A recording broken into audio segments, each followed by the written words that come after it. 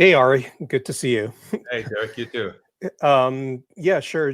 So just for the audience, so what I do is I'm an enterprise account manager. So I'm selling enterprise software to that provides environmental health and safety to enterprise organizations. And Okay, I have two questions. One is I wanted to test a bit of a problem statement sure. that I've been out there, and then the second is how would this problem statement apply to more C-level executives like Yeah. COOs, CTOs? How would that change? So just to give you a bit of a context, so what the software does is, I'm going to read it off a bit. So it just aims to ensure the safety and efficiency of high-risk work processes by managing work permits, risk assessment, and safety protocols to prevent incidents and maintain compliance with regulatory requirements. So I'm typically dealing Wow. with, That's a yeah, that's a I know lot of work.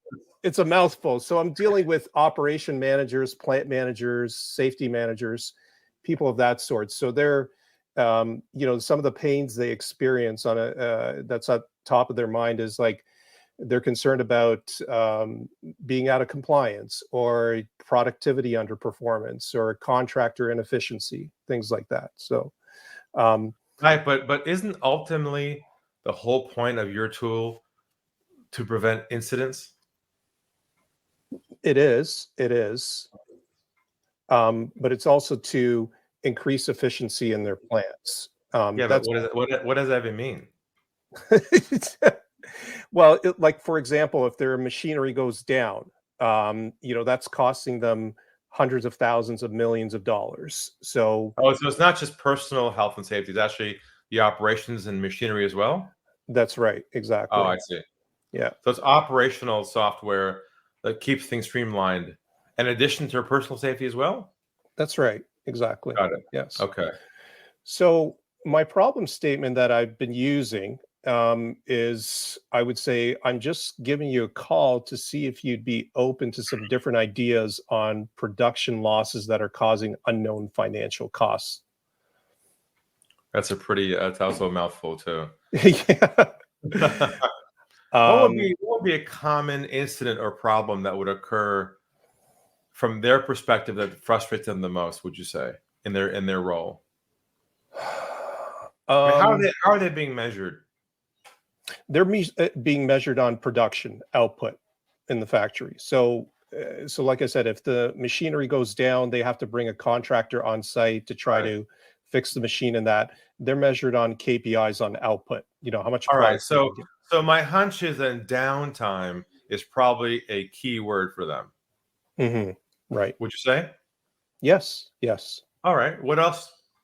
I'm trying to find the languaging here. They're hot buttons that for them they care about. So my guess is first thing is they don't want any downtime. That's right. Exactly. Exactly. That affects throughput. Exactly. Yes. Okay, I'm trying to triangulate the right languaging here to really speak as if you work in their office with them, Right. not Right. as the outside reading benefits from a brochure about what you do. That's right. So I'm imagining something around, I'm just giving you a call to see if you'd be open to a different perspective on how to eliminate your any downtime on your production lines and gain a 10 to 20% throughput on your output. Okay. Something that's specific to the downtime and performance. hmm Because that's what their mind is thinking about all the time. They're trying to turn the dials, right? To get those two elements lined up correctly. Yep. So what are your thoughts about that? No, I like that because it's a very tangible number, 10 to 20%. We're not throwing something out in the air that's No. unrealistic. And that's my second part to it is what I typically say is what I mean specifically is making sure your production and maintenance process have minimal downtime. I think it's unrealistic to completely eliminate No, of downtime. course. No, I Yeah. wouldn't say I didn't use the word eliminate. I said reduce it Re- significantly. yeah. Right? So reduce your downtime significantly while at the same time increasing your throughput numbers. Mm-hmm. Like that's got to trigger something like, what do you mean? Or how do you do that? For sure. Absolutely. Right. Then you can go into, we have a system that detects in advance or eliminates process, issues that stop your downline or break your machines down without having to scramble and keep production going. Mm-hmm. So I'm leading them towards their interest and want to learn more.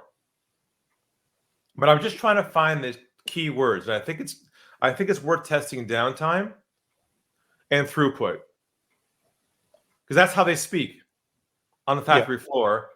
Their reports they print out every day, look at the numbers, and and probably they're being measured on very minute incremental decreases and improvements, like a little slight variation. Is they're literally looking at every day. Yes. Yes. Is that right? Yeah, it's on the top of their mind every day. They're measured by every minute, every second. Exactly. So that's why down the chart and up the chart is what they care about. So That's just stick in that zone, and I think you'll get close to getting that conversation. Okay.